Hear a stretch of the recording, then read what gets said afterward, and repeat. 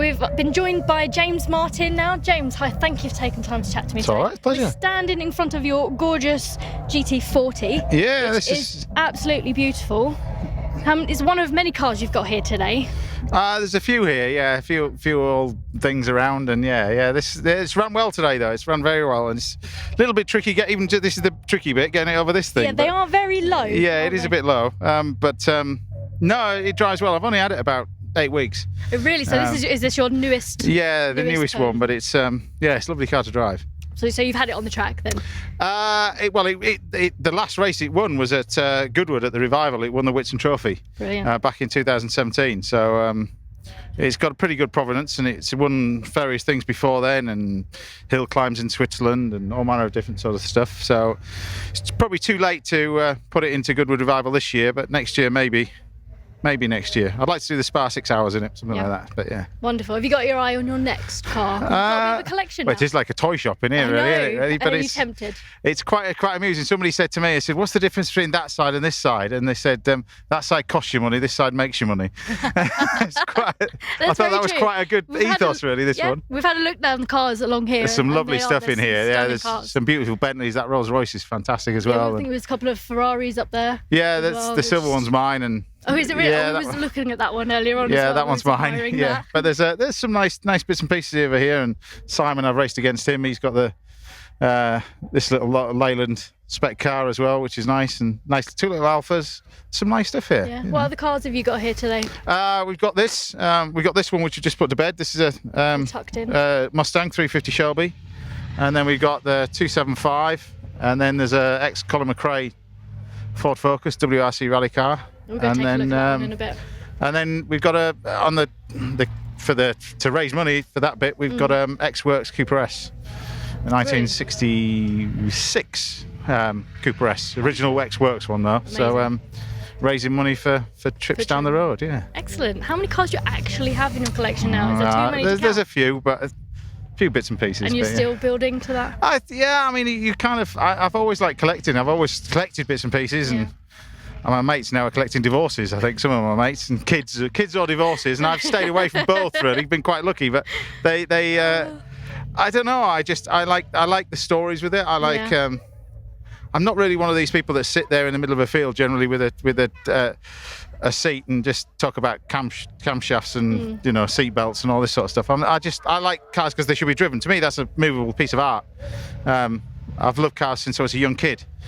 So. This is something extra, extra special, but they're all different. Every car here's got a different story to it, and that's what's fascinating. It's not just mine, but the stories, I suppose, it attracts you to the cars as well, rather than just. Yeah, I mean, I've literally parked it in the paddock today, and there's a Subaru that was actually raced 11 years earlier by Colin McRae. One's Pro Drive, one's M Sport, but it's it's amazing to see the difference. One's really, really basic, that Subaru, and then you jump into mine, and it's that transition between what they are now, like rocket ships now, but they're all computerized, and so they're very, very different. I don't confess to know anything about the mechanics of running a car, but I'm just a big enthusiast. Yeah. I've always liked them. So from like yay high. Well, I remember when I was a young kid, I remember sat in a 308 GTB Ferrari. I always remember it. I remember the little flick switch gears. I've got the same switch gears that's in this car here, and sat there, and it had the little ripple seats. It's called Daytona seats, but it was black. And I remember sneaking into a garage, and I was working as a pot wash at Castle Howard, and the owner had this thing in the garage. The garage door was slightly open. I remember jumping in it. I should never have done it. I was about 10, and ever since then it planted a seed, and that's why you've probably seen me I'm still here now while the paddock's shut. Any of the little kids walking around, I'll get them to sit in the car. So spark their I think that's so important. People ask me, well, why aren't anybody else doing it? I said, well, the reason why I'm doing it is I want to sell these cars to these kids in 15 years' time. You know what I mean? But you want to pass that on to the next generation. Absolutely. If you sit in something like this, it may be just, I don't know. It's a start, and it's. Do what you do eventually. You become an enthusiast. Yeah, I'm by no means a racing driver by any means. I wasn't built for that, but I haven't got the talent for it either. But I'm passionate about.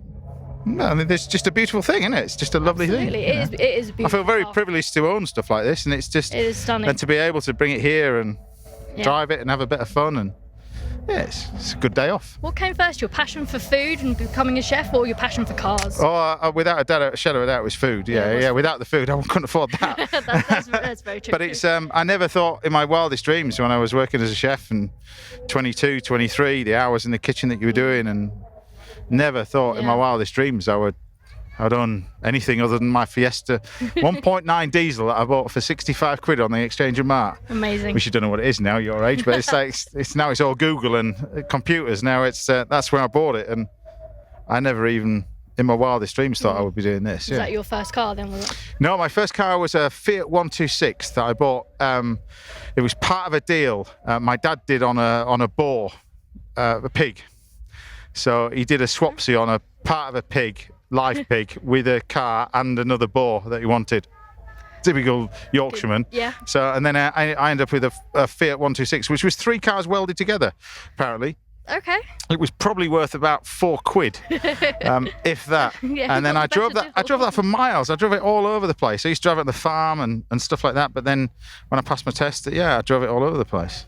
Yeah. Brilliant. Final question, because I know you're really busy today. Is there one car that you've got your eye on that you really want to add to your collection? It could be absolutely anything. There's that dream car. Yeah, I was quite lucky. I got fortunate, a bit like what I was saying to you, sat in the car. I remember it's kind of perving over a 250 short wheelbase, a 1964 250 short wheelbase. It's my favourite car ever. I remember stood there at the show and I'm walking around and I've got my cap on and this guy clocked me and he went, "You keep coming back and looking at this car." And my girlfriend said, to be fair, he's not going to tell you, but it's his dream car. And he said, "Well, you've got a few cars, jump in it." Anyway, I went, okay, so I sat in it. I went, "Yeah, this is mega." He said, "Well, take it out then.